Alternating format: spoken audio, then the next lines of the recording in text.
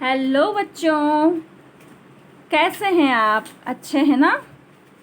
अच्छे ही होना चाहिए क्योंकि अभी समय बहुत विपरीत चल रहा है हमारा बीमारियों से। ठीक है ना? तो घर पे रहें, स्वस्थ रहें और अपनी पढ़ाई करते रहें। तो आज हम पढ़ने वाले हैं हमारी क्लास 7th का हिंदी का chapter number 2। Okay, first chapter हमने बहुत दिन पहले ही पढ़ लिया था। आज हम सेकंड चैप्टर रीड करेंगे और चैप्टर का नेम है पश्चाताप की अग्नि। ये कहानी है हमारे महाभारत से ली गई। महाभारत के जो पात्र थे कौरव और पांडव, उन्हीं के जो आगे जनरेशन चली, अभिमन्यु का पुत्र परीक्षित है, उसकी ये कहानी है। और इस कहानी के माध्यम से हम ये सीखते हैं कि कोई भी कार्य हमें बिना सोचे विचारे नहीं करना चाहिए। आपने गिरधर कवि की कुंडलियाँ पढ़ी हो तो आपको पता हो, और नहीं पढ़ी तो आगे आप पढ़ेंगे अगली क्लासों में। कुंडलियों में कवि राय ने कहा है, बिना विचारे जो करे सो पाछे पछताए, काम बिगाड़े आपनो जग में होत हंसाए। एक तो अपना काम बिगड़ता है बिना सोच विचार काम करने से, और फिर हमारी जग में हंसी और होती है ना? तो ये कहानी हम स्टार्ट करते हैं अब। कुरुक्षेत्र के युद्ध में पांडवों की जीत हुई। कुरुक्षेत्र में कौन सा युद्ध हुआ था? महाभारत का युद्ध हुआ था ना? आपने भी देखा होगा, अभी टीवी पे सीरियल आया था हमारे लॉकडाउन के समय, तो सभी ने देखा भी होगा। कुरुक्षेत्र जो कि अभी हमारे हरियाणा में है स्थित है, वहाँ पर महाभारत का युद्ध हुआ था। पांडवों की जीत हुई और कौरवों की हार हुई। उसमें सभी मारे गए। महाभारत के युद्ध में दुर्योधन अपने सभी भाइयों सहित मारा गया। युद्ध के पश्चात धर्मराज युधिष्ठिर जो थे, जो कि पांडवों के सबसे बड़े भाई थे, युधिष्ठिर, वो राजा बने, जिन्हें धर्मराज कहा जाता है। और अभिमन्यु पुत्र परीक्षित के युवा होने पर, अभिमन्यु किसका पुत्र था? अर्जुन का पुत्र था, और वो महाभारत के युद्ध में मारा गया था चक्रव्यूह में फंस के। उनका पुत्र हुआ परीक्षित। और जब परीक्षित बड़ा हुआ तो धर्मराज युधिष्ठिर ने सोचा कि शासन का भार उसके कंधों पर डालकर भाइयों द्रौपदी के साथ हिमालय की ओर प्रस्थान करें। पहले के समय में ऐसा ही हुआ करता था कि जब राजा का कोई उत्तराधिकारी गद्दी पर बैठ जाता था तो राजा क्या करते थे, अपनी रानी सहित वन गमन कर देते थे, वन में जाकर रहते थे, अपना सब कुछ छोड़कर, सब कुछ त्याग कर। तो वो भी अपने भाइयों सहित और द्रौपदी सहित हिमालय की ओर चले गए।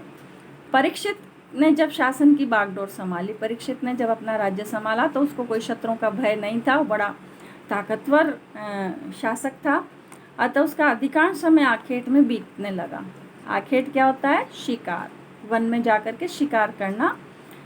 तो एक बार वो आखेट के लिए जब वन में गया तो गर्मी के कारण उसका कंठ सूखने लगा। कंठ मीन्स गला। वह जब जल को खोजता हुआ शमीक के आश्रम में पहुंचा, उस समय शमीक ऋषि समाधि लगाए हुए थे। शमीक ऋषि थे, जो बड़े ऋषि हैं, समाधि में थे। परीक्षित ने इस पर कोई ध्यान नहीं देकर उनसे जल मांगा। उन्होंने ये ध्यान नहीं दिया कि ऋषि महाराज समाधि में बैठे हैं, उन्होंने उनसे जल मांगा। ऋषि समाधिस्थ होने के कारण परीक्षित के आगमन वो उसके जल मांगने को नहीं जान सके, क्योंकि वो तो ऑलरेडी समाधि में थे। वो कैसे जानते कि कौन आया और कौन खड़ा है, क्या मांग रहा है? वो तो बिल्कुल समाधिस्थ थे। उन्हें शांत देखकर परीक्षित का पारा चढ़ गया। पारा चढ़ना मतलब उसको गुस्सा आ गया। वह ऋषि को दंडित करने का विचार करने लगा। सहसा उनकी दृष्टि एक मृत सर्प पर पड़ी। उसने धनुष की नोक से उस मृत सर्प को उठाकर शमीक ऋषि के गले में डाल दिया और चला आया। शमीक ऋषि के गले में जब वो सर्प डाला गया तो उनको तो उसका भी पता नहीं चला, क्योंकि वो पूरी ध्यान मुद्रा में थे। थोड़ी देर बाद ही, इस घटना के कुछ देर बाद ही, शमीक ऋषि का पुत्र श्रृंगी आश्रम में पहुंचा। शमीक ऋषि के पुत्र का नाम क्या था? श्रृंगी। उसने पिताश्री के गले में मृत सर्प को देखा। वह क्रोधित हो उठा। जब उसे पता लगा कि इस अपवित्र कर्म में महाराजा परीक्षित का हाथ है, तो उसने दुखी होकर के श्राप दिया कि आज के 7वें दिन तक्षक के डसने से परीक्षित की मृत्यु हो जाएगी। जब उसने देखा कि किसी ने मेरे पिता का अपमान किया है, और वो अपमान करने वाला मनुष्य कौन है? राजा परीक्षित हैं। तो उसने राजा परीक्षित को श्राप दे दिया। और श्राप क्या दिया कि आज के 7वें दिन तक्षक के डसने से, सर्प के डसने से परीक्षित की मृत्यु हो जाएगी। अब क्या होता है, समाधि की समाप्ति पर शमीक ऋषि को जब घटना की वास्तविकता का पता चला कि क्या हुआ है, तो उन्हें बड़ा दुख हुआ। उन्होंने अपने पुत्र श्रृंगी से कहा, वत्स, इस अविवेक के लिए तुम्हें राजा को कठोर श्राप नहीं देना चाहिए था। ऋषि पुत्र होने के कारण तुम्हारा श्राप मिथ्या नहीं होगा।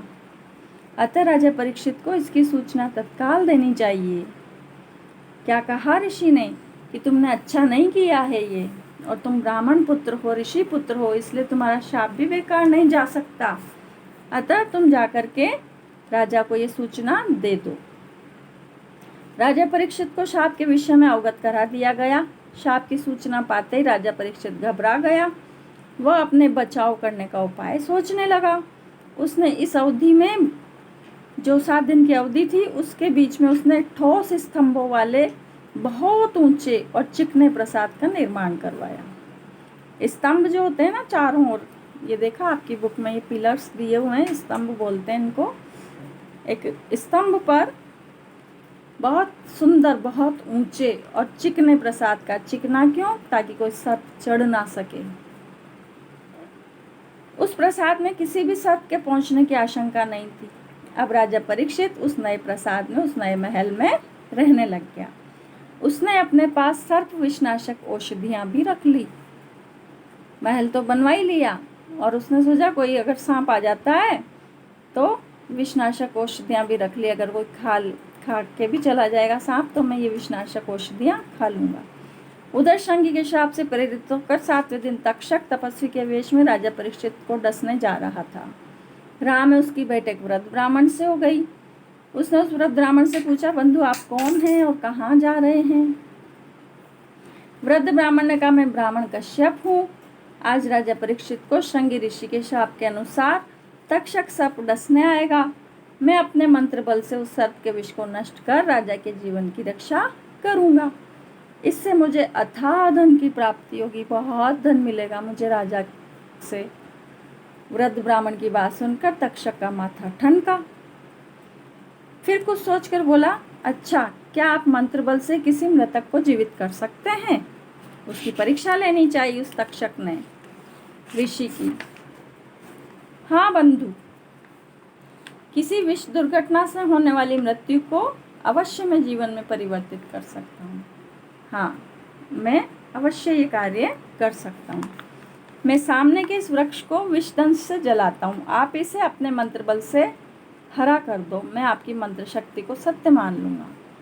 क्या कहा तक्षक ने कि मैं जो अपना विष है उसके दंश से इस सामने वाले पेड़ को जला देता हूँ। अगर आप अपने मंत्र के बल से इसको वापस से जीवित कर दो, हरा कर दो, तो मैं आपकी मंत्र शक्ति को वास्तविक मानूंगा। इतना कहकर तक्षक ने अपनी विष ज्वाला से सामने के वृक्ष को जला दिया। मांत्रिक ब्राह्मण कश्यप ने जब मंत्र सिद्ध जल के छींटे उस जले हुए वृक्ष पर फेंके तो उस वृक्ष में कोपलें फूट आई। कोपलें मतलब कलियां निकल गई, नए पत्ते निकल गए, तो वो वापस हरा होने लगा। उसका मंत्र सिद्ध हो गया। यह देखकर तक्षक आश्चर्यचकित हो उठा। उसने उस वृद्ध ब्राह्मण को अपने रास्ते से हटाने की चाल चली कि वो वास्तव में जाके बचा लेगा राजा को। वह हर्षित मुद्रा में बोला, विप्रवर, मैं अपने तपोबल से अधिक शक्तिशाली आपकी मंत्र शक्ति को मानता हूँ। जितना धन आपको राजा परीक्षित से मिलने वाला है उससे अधिक मैं दिए देता हूँ। उसे लेकर आप वापस लौट जाएं। उसको क्या दे दिया? लालच दे दिया ब्राह्मण को कि आप परीक्षित की जान बचाने के लिए नहीं जाएं, बल्कि उससे ज़्यादा धन मैं आपको देता हूँ, आप वापस अपने घर पे चले जाएं। मांत्रिक ब्राह्मण कश्यप परिस्थितियों को समझ गया। वो तपस्वी से प्रचुर धन लेकर के लौट गया। उधर तक्षक राजा परीक्षित के लिए तोड़े जाने वाले पुष्पों में कीड़े के रूप में प्रवेश कर उस नए सुदृढ़ प्रसाद में पहुंच गया। और तक्षक सर्प किस तरह से पहुंचा उस महल में? जो डेली राजा के लिए पुष्प तोड़े जाते थे, सुगंधित पुष्प, उन पुष्पों में कीड़े के रूप में बैठ गया वो और महल में पहुंच गया। अवसर पाकर उसने राजा परीक्षित को डस लिया, जिससे उसकी मृत्यु हो गई। अगले दिन जब राजा परीक्षित की मृत्यु का दुखद समाचार फैला तो लोग कश्यप ब्राह्मण के पास पता करने के लिए गए कि क्या उसकी मंत्र शक्ति निष्फल हो गई।